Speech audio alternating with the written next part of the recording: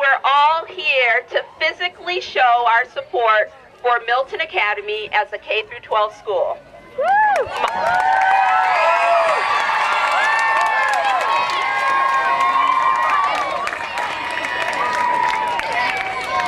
My name is Alice Lee. I'm the mother of 4 incredible girls who go to the school, 1 in the upper, 2 in the middle, and 1 in the lower school. And I have been asked and have accepted the incredible responsibility and opportunity to be the MC for today's event. So I will do my best to keep things moving along. We are all here today, as I said, to be physical representation of our support for the school. But we want people to take note that supporters of Milton Academy as a K-12 school do not represent some small little offshoot group. We are parents, we are students, we are faculty, we are former faculty, we are alumni, we are trustees, we are a little bit of everyone. We represent all of the community stakeholders. So thank you everyone for coming out.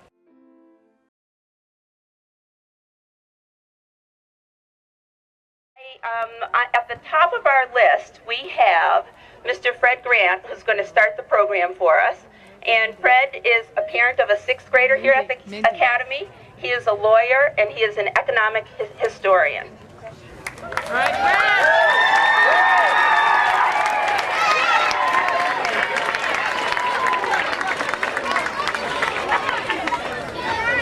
neighbors, alumni, friends, Milton Academy students, the students we have such confidence in and care so much about, the Milton Academy faculty who we respect and honor.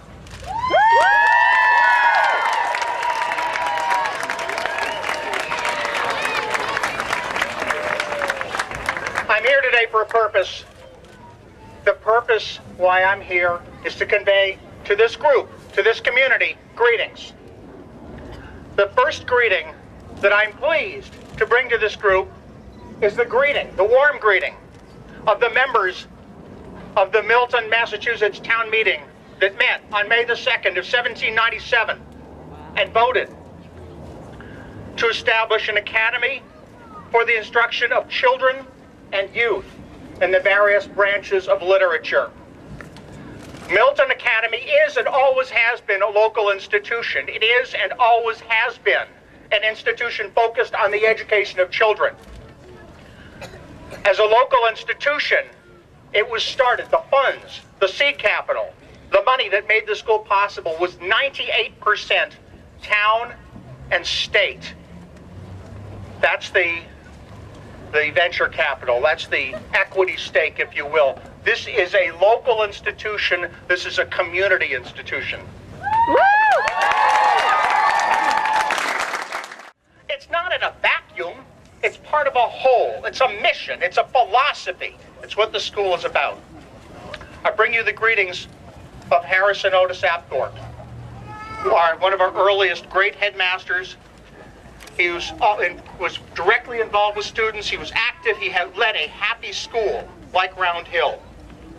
At the school's centennial address, he said, Milton Academy succeeded because it went from the first beginnings to college entrance and because it provided students as much freedom as possible.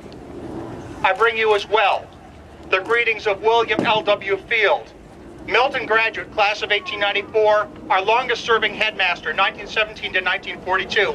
An incredible guy, producer of plans and ideas, a great leader of this school and of other independent schools.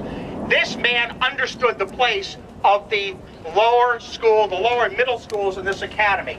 And he speaks to us with great force. In 1937, he said, although Milton Academy draws its recruits from all over this country, and even in some small degree from foreign countries, its history and tradition emphasize the importance of its roots in this local community.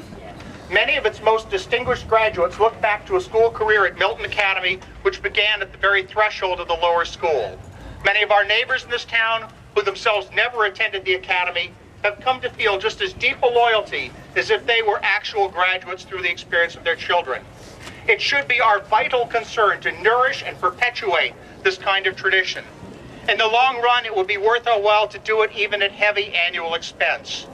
Nothing in the whole complex panorama of Milton Academy's opportunities and aims and needs stands out more sharply than the importance of giving vigorous support to the constructive educational work which is being done in the lower school.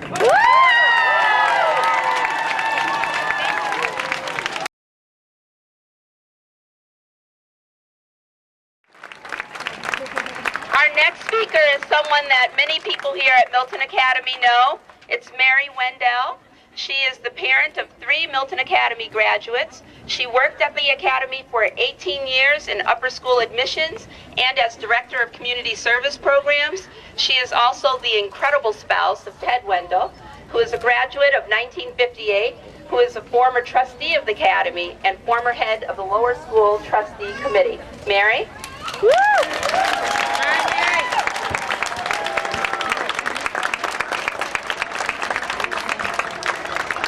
Wow, what a glorious day to celebrate a really fantastic school.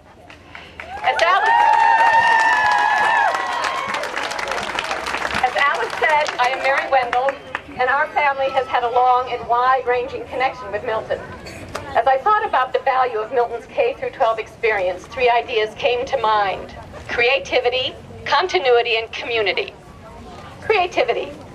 Right from the start in kindergarten, the children are given the freedom to express their ideas on paper and encouraged to articulate their thoughts, while the teachers write them down. The skills and mechanics that are important to writing come later at an appropriate developmental stage, but being able to express their imaginations and get them down on paper is key. Throughout the lower school, the children are challenged in the classroom to stretch their boundaries of learning. They are encouraged to think outside the box, to engage each other in conversations in the classroom, to ask questions about what they are studying, to go beyond just the information that is given to them, and search for those answers as a team. The upper school is a far richer community for the impact that our lower school kids have on it. Not everyone entering...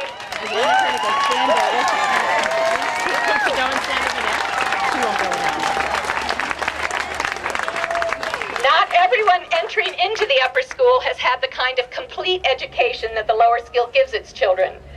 This core of kids who are trained to question, who value community, independence, and differences among people, this group of young people strengthens the whole student body in the upper school.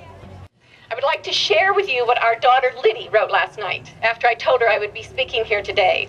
Liddy graduated in '94, graduated from McAllister College with honors, received her master's in Spanish literature in Madrid through Columbia, and is now working with a Big Brother, Big Sister program in Seattle. All right. And she writes, probably one of the greatest gifts of Milton Academy is that it expects excellence as a tool to help students grow, not to pressure away their spirits. Because excellence is simply part of the fabric of the school, I didn't realize how interwoven it had become in my life until I left the school and met people who didn't have the good fortune to take it for granted. 9th graders do not enter Milton in a void. There is already a solid community that provides the foundation for excellence and respect passed on from kindergarten. As a result, they are able to build on the strength of those who are already established at the school, those who already take excellence for granted and can, in turn, organically integrate themselves into that pursuit of excellence to contribute their own gifts to the school. K-8 is a cyclical part of the upper school, the organic foundation of an expectation of excellence that simply does not need to be imposed upon new students coming into the school, because it is carried in the body of those students who are already there. Thank you. Woo!